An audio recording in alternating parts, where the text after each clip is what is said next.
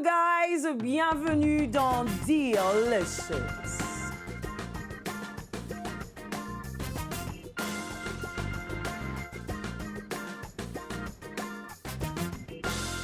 Je l'ai répété des milliers de fois, dans la cuisine de Dee, nos repas ordinaires se transforment en repas extraordinaires à cause de la petite dose d'onction qu'on y met. Pour le repas d'aujourd'hui, nous aurons du bœuf bourguignon. On va continuer avec un sujet qu'on a déjà abordé le samedi dernier. C'était sur la délivrance n'est pas négative. Rappelez-vous, on a parlé de quelques points et là aujourd'hui, on va attaquer d'autres points que j'avais mis en réserve pour vous. Allons-y dans la cuisine. Pour notre recette du jour, nous aurons besoin de 40 g de beurre, 30 g de farine tout usage non blanchi, 140 g de lard salé coupé en dés, 1 kg de bœuf coupé en cubes, 30 ml d'huile d'olive, 30 g de pâte de tomate, un gros oignon rouge haché, 2 carottes coupées en dés, 2 gousses d'ail hachées, 500 ml de vin rouge, 1 litre de bouillon de bœuf, une branche de thym frais, une feuille de laurier. On va commencer par notre lard. On va le découper en dés. Voilà, je prends avec les mains, sinon les gants. Ici, on attaque avec les mains, ça va. Juste en dés, hein. Là, c'est bon. Au moins, créer peut-être 4. Et ensuite, on les découpe en dés. Allez.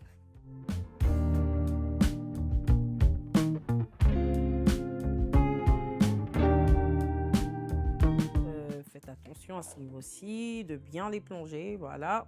On va les blanchir pendant 5 minutes. Et ensuite, on va fariner notre viande, juste la farine.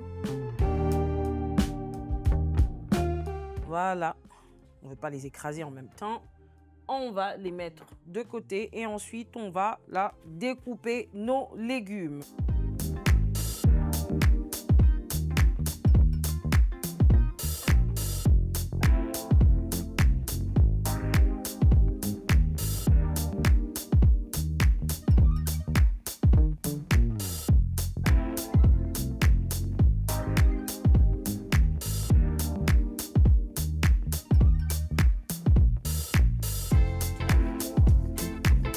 Alors, on va sortir lard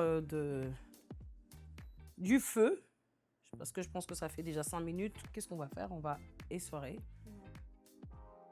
On va découper nos champignons. À cette étape, on a dit 2. C'est bon.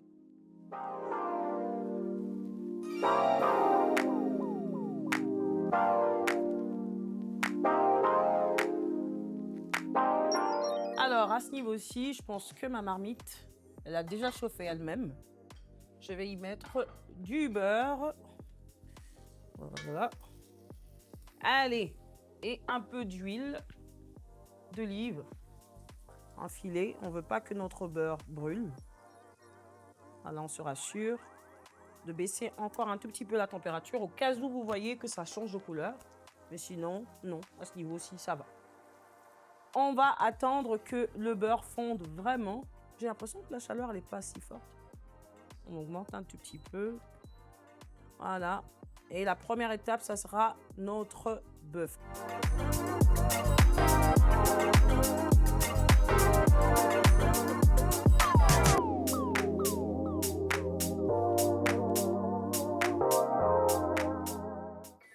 Je pense que notre viande est assez colorée.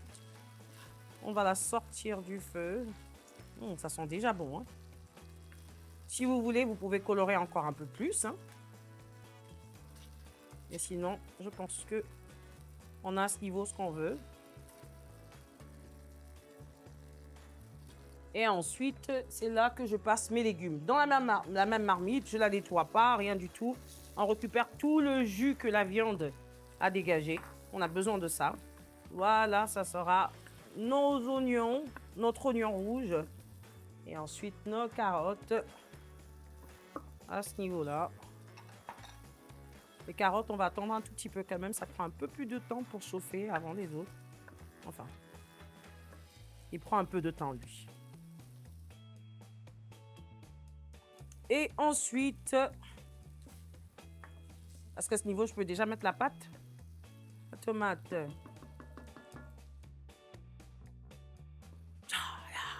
Yes, ça chante. Tcha-la-la. Tcha-la-la. Tcha-la-la. Tcha-la-la. Tcha-la-la. On te veut. Tcha-la. Allez, mange. Tcha-la. C'est ça. C'est ton jour de gloire. Tcha-la-la. Et tcha-la-la. Ah. Acclamation pour Tcha-la-la. Oui, Tcha-la-la a pu remonter. Ça ressemblait vraiment. Allez, voilà, c'est dans la cuisine de Di, on s'amuse, ça fait plaisir d'être dans cette cuisine. Yes.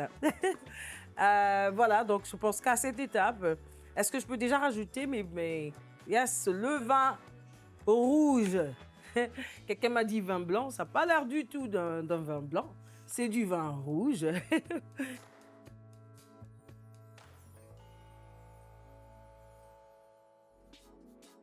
Notre vin est réduit ou réduit, c'est réduit? Réduit. Et on va y rajouter notre bouillon de bœuf. On va mettre la moitié d'abord pour voir ce que ça donne. Allez, remuer un tout petit peu. Allez. À ce niveau-ci, on va y rajouter nos viandes. On commence par la viande que j'avais réservée.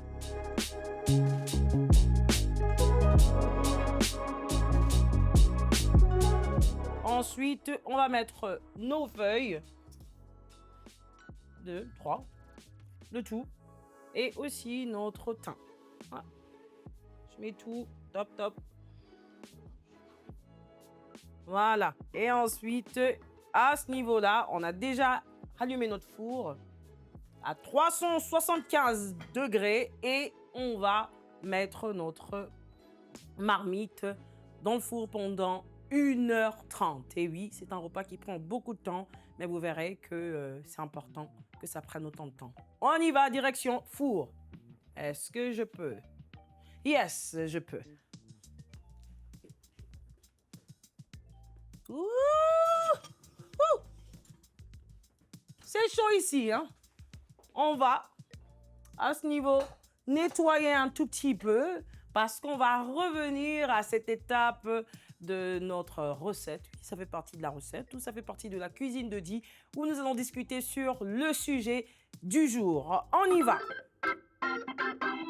On est dans cette partie, dans la cuisine de Di où nous partageons sur les thèmes du jour. Et notre thème aujourd'hui, c'est la délivrance n'est pas négative. On en avait déjà parlé un peu le samedi dernier. Et aujourd'hui, on va énumérer quelques autres points que j'avais mis de côté pour vous. Alors, pour récapituler, pour ceux qui n'avaient pas suivi, on a parlé de 2 points particulièrement.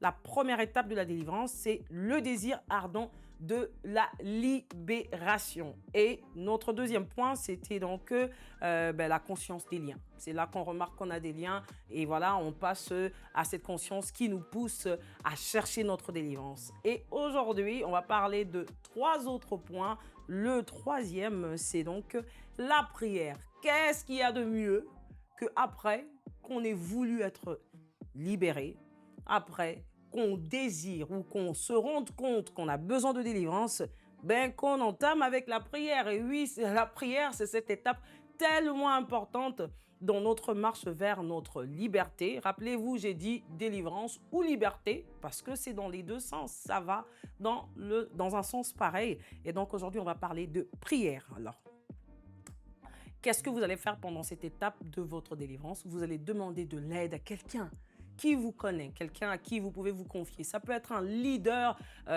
spirituel de votre église, quelqu'un, un ami que vous savez qui a une connaissance en ce qui concerne la délivrance, quelqu'un à qui vous allez vous confier. Vous allez lui dire ce que vous traversez. Je le dis comme ça, je pense à un jour où j'étais en conversation avec une jeune dame que j'encadrais pendant plusieurs jours. On a parlé au moins 6 mois. Je lui avais donné tout mon temps. C'était 6 mois, tous les jours au téléphone. On se parlait des fois jusqu'à 2 h du mat. Et pendant ce temps, qu'est-ce qu'elle faisait? Elle se confiait à moi. Elle me disait ce qu'elle avait traversé. Elle me disait ce qu'elle avait vécu. Elle me parlait de son vécu lourd. Elle vivait vraiment dans une vie comme un peu de débauche. Vraiment, elle n'aimait pas cette vie. Mais là, elle avait pris le courage de me dire tout ce qu'elle vivait. Et là, elle me racontait sa vie. Au début, c'est vrai que j'étais un peu choquée, mais après, paf, par la force du Saint-Esprit, je l'ai écoutée sans vraiment la juger. Donc, elle m'a parlé de sa vie, ça a pris plusieurs étapes et tout ce qu'elle avait fait. Et à un moment, un jour, on va se rencontrer. Donc, 6 mois après, ça sera des moments de prière. Bien sûr, pendant qu'elle me parlait, je l'encourageais par la prière, par des versets bibliques. Je priais ensemble avec elle jusqu'au jour où on devait se rencontrer. Ce jour-là, on s'est rencontrés et on a entamé un moment fort dans la prière. On était dans cette salle, on n'était que elle et moi. On a commencé à prier, on priait ensemble et pendant qu'on priait, et là, paf, manifestation. J'ai pas envie de dire, je peux le dire comme ça, oui, les esprits qui étaient en train de la gasser ont commencé à se manifester. Et là, j'ai commencé à déclarer sur ces esprits parce qu'elle était déjà prête, elle avait déjà identifié, elle voulait être délivrée, elle voulait plus de ces esprits. Et là, on a commencé à prier, on a prié, j'ai déclaré sur sa vie. Elle-même, elle était aussi là, elle a donné sa permission. On a prié ensemble et là, paf, on a vu le Saint-Esprit. Le Seigneur l'a délivrée complètement. Bien sûr, ce n'était pas si beau à voir, mais en tout cas, c'était bon à vivre parce qu'aujourd'hui, cette même jeune fille vit aujourd'hui une vie de quelqu'un qui est libéré. Aujourd'hui, elle est servante de Dieu. Elle nage dans le prophétique comme je ne peux même pas l'imaginer, comme tu ne peux même pas l'imaginer. Elle le fait parce qu'elle est passée par cette délivrance. Elle l'avait désiré. Elle m'a contacté moi, on a prié ensemble. Bien sûr, j'ai oublié de vous raconter cette partie où moi-même j'étais un peu nouvelle en ce qui concernait la délivrance. J'ai dû courir aller chercher un ami qui était de l'autre côté du bureau pour qu'il vienne m'aider parce que lui, il avait déjà travaillé un peu dans la délivrance. On a prié ensemble pour cette dame et voilà qu'aujourd'hui, c'est quelqu'un de sauvé, de changé et qui peut aussi à son tour transmettre le message de Christ. Donc la prière, ça sera cette étape importante, la troisième, qui va vous permettre de pouvoir vivre totalement votre délivrance. Alors, la quatrième étape, ça sera quoi? Ça sera l'étape de la repentance. Et oui, j'ai ce verset biblique dans Actes qui dit « Changez donc d'attitude et convertissez-vous pour que vos péchés soient effacés. » J'aimerais que quelqu'un retienne ça, effacé. Et un autre verset dans 1 Jean 9 qui dit « Si nous reconnaissons nos péchés, il est fidèle et juste pour nous les pardonner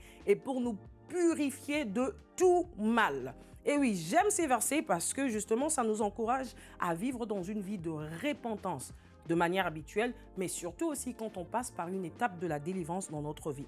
Surtout quand on est vraiment dans ce processus de délivrance, on a besoin d'écouter ces versets qui nous encouragent, qu'on a tout le temps besoin de se dire « Je veux que tu me purifies, je veux que tu me pardonnes, Seigneur, je veux me détacher de ce péché, je veux que ce mal soit totalement effacé. » Parce que il y a ce verset aussi dans Matthieu 12, 43 à 45, on ne va pas tout lire, où la Bible nous démontre clairement comment, quand un démon est chassé du corps de quelqu'un, qu'est-ce qu'il fait? Il s'en va.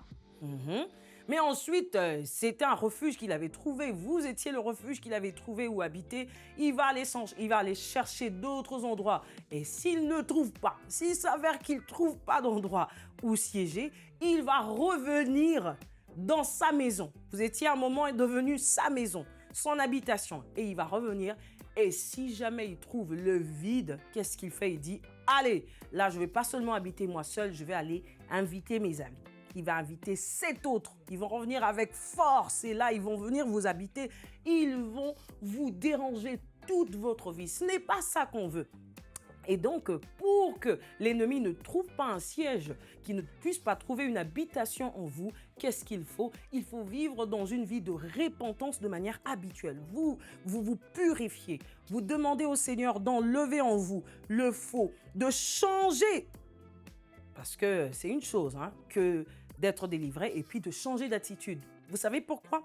Parce que lorsqu'on a longtemps habité avec certaines habitudes, ça devient un peu une partie de nous. On a des caractères qui auront du mal à changer parce qu'on était habitué avec toutes ces choses. Donc, ça va demander un vrai changement d'attitude, un détachement de son passé parce qu'on ne veut pas revenir dans la même chose. Il doit trouver votre maison nettoyée et il trouve que le Seigneur y habite. Comme ça, quand il revient, il ne sait pas revenir. Vous êtes quelqu'un de totalement changé. Votre vie a été shiftée. Et oui, il y a eu un changement d'attitude, comme le disait le premier verset que j'ai lu. Vraiment une vraie conversion, mais surtout vos péchés qui ont été effacés parce qu'il n'aura plus de quoi vous accuser. C'est ce qu'on veut. Donc, cette étape, retenez, c'est celle de la repentance et vous devez chercher cette repentance. La dernière étape sera donc le renoncement. Et oui, ça sera l'étape du renoncement. À ce niveau, on est déjà conscient du mal qui nous dérange. On veut de l'aide, on a cherché de l'aide. On veut se débarrasser de ces choses qui nous dérangent. On soupire après la liberté totale en Christ. On se répand, mais on va aussi renoncer. Pourquoi je le dis? Souvenez-vous de cette portion des Écritures dans Matthieu 13 qui parle du jeune homme riche qui veut suivre le Christ. Et quand Jésus lui dit, écoute, si tu veux me suivre, si tu veux que ta vie soit parfaite, va, vends tous tes biens et suis-moi. Et on sait tous comment ça s'est terminé, cette histoire. Quand il s'est rendu compte qu'il devait vendre ses biens, il avait tellement un attachement avec ses biens qu'il n'a pas voulu lâcher ses biens. Et il a fait le choix entre ses biens et suivre le Christ. Ça peut nous arriver pendant ce temps que nous étions sous l'emprise de l'ennemi. Je n'ai pas envie de dire le mot qui doit se dire normalement. Je peux le dire avec des mots simples. Quand nous étions sous l'emprise de l'ennemi, quand il a trouvé son habitation en nous, on peut s'habituer à certaines choses. Et ces choses, on peut refuser de les relâcher. On peut refuser. Mais là, c'est l'étape du renoncement où vous allez prendre ces biens. Vous savez, ça peut arriver que les gens, dans le processus de leur délivrance, le Seigneur a fait plusieurs étapes avec qui ils sont passés au moment où ils doivent lâcher ces choses. Ça peut être des trésors que vous avez hérités. Ça peut être des trésors, j'avais noté trésor familial. Ça peut être un livre secret qu'on vous a donné. Ça peut être de l'argent. Ça peut être, j'ai pas envie de dire cette chose, mais ça peut être quelqu'un que vous avez acquis, quelqu'un qui n'était pas censé être dans votre vie, mais avec qui vous êtes en train de bâtir votre vie, mais vous savez que vous devez normalement lâcher cette relation. Vous persistez sur la relation, mais vous savez que le Seigneur ne veut pas que ça continue. Ça peut être ça aussi, c'est-à-dire que vous dites, je veux ma délivrance, mais je ne veux pas lâcher ça. Mais cette étape, ça sera l'étape où nous allons renoncer. Nous allons dire, Seigneur, j'accepte de perdre tout ce que j'ai pu gagner quand j'étais encore sous l'emprise de l'ennemi. J'accepte de lâcher ces choses parce que je veux avoir une liberté totale. Et le Seigneur va vous accorder cette liberté et encore plus, il va vous donner sa vie. Vous verrez que vous allez gagner plus que ce que vous allez perdre. Donc, c'est cette étape de renoncement et je prie que quelqu'un à qui je parle, qui est passé par toutes ces étapes, fasse le choix aujourd'hui de renoncer à cette chose à laquelle il s'attache. C'est peut-être bien pour toi pour le moment, mais ça va te faire du mal et ça va permettre que l'ennemi revienne avec plus de force et ce n'est pas ce qu'on veut.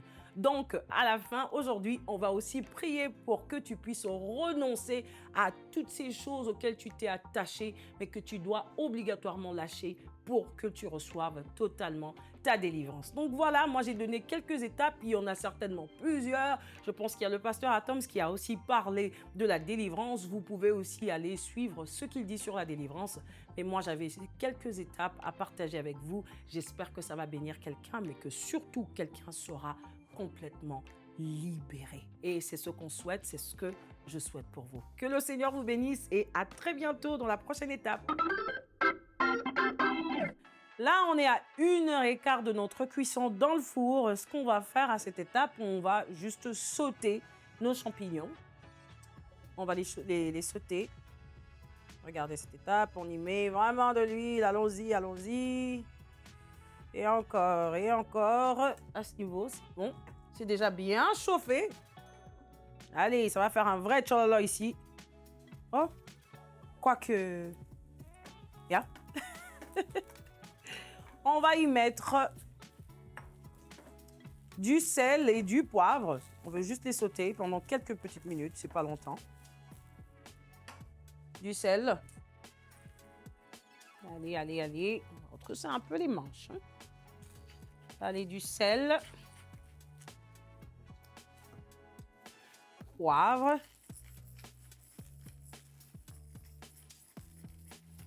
On n'a pas besoin que ça reste longtemps, hein. C'est juste les sauter.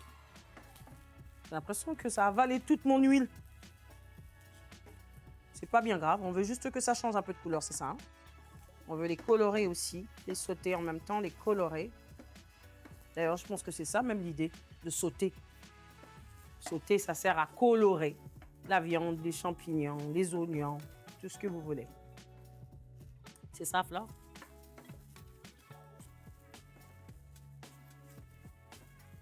Alors, assurez-vous que c'est bien sauté de chaque part, chaque côté. Il y a celui-là qui ne veut pas se tourner. Allez, tourne-toi, champignon. Voilà. Et dès que c'est fait, on va sortir notre bœuf bourguignon du four, pardon. Et ensuite, mettre nos champignons et on va laisser pour les 15 minutes restantes. Donc, rappelez-vous, c'était 1h30 de cuisson. Là, on est à 1h15. On va sauter les champignons, sortir notre bœuf, mettre les champignons à l'intérieur, laisser encore pour une quinzaine de minutes et on va revenir pour la dégustation. On va récupérer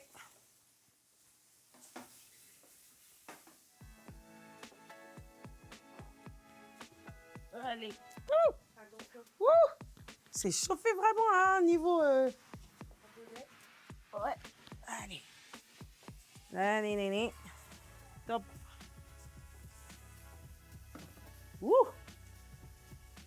Oh yeah. Quelle belle couleur. Je vais mettre nos champignons. Légèrement.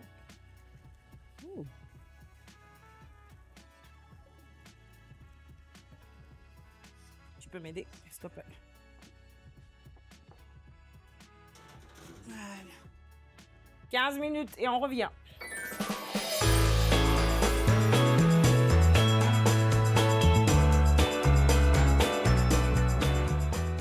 Je suis de retour devant ma belle assiette de bœuf bourguignon. Regardez-moi toutes ces couleurs. Oh là là là là. Juste envie de goûter. Moi, je mangeais ça avec du pain, mais toi, tu peux l'accompagner avec voilà, une purée de pommes de terre, du foufou. Non, pas de foufou. Du riz peut-être. Mais voilà, choisissez votre accompagnement. Pour aujourd'hui, moi, j'ai choisi du pain. Là, on va passer à la dégustation, mais on va aussi prier pour notre sujet du jour. Tu vois, la délivrance, c'est pas négatif. Et le Seigneur veut t'apporter la délivrance dans un secteur de ta vie. Let's pray and eat.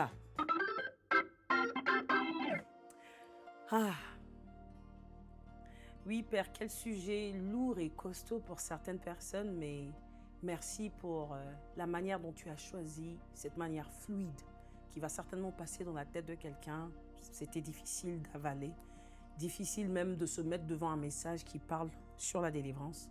Et aujourd'hui, je sais que par ton esprit, tu permettras que quelqu'un désire la délivrance, avance vers la délivrance, mais surtout reçoive sa liberté.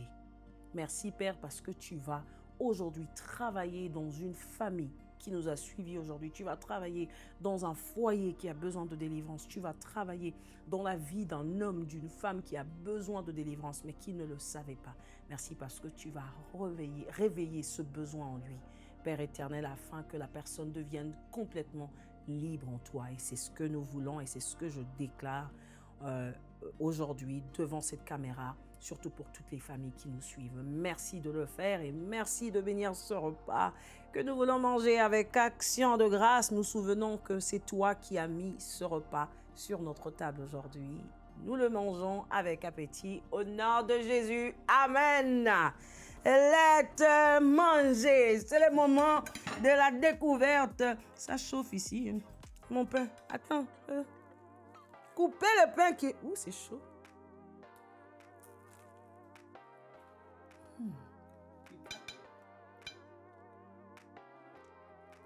Ah, c'est chaud, hein. Faut pas que je me brûle. Allez, hop là.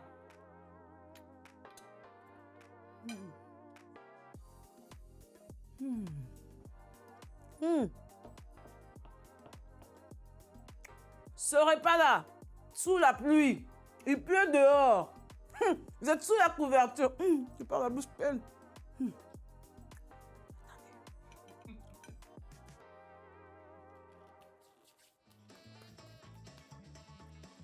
Qui, comme moi, a remarqué que je vais finir mon plat?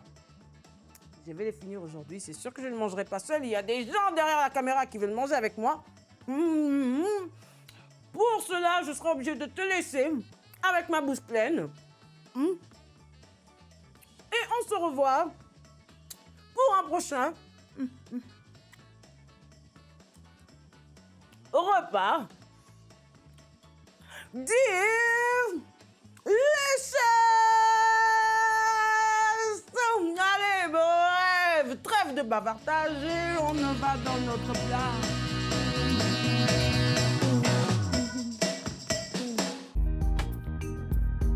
Merci à tous nos précieux partenaires grâce auxquels cette émission a pu être réalisée. Vous aussi, rejoignez la grande famille des partenaires d'EMCI TV en faisant un don sur emcitv.com/don.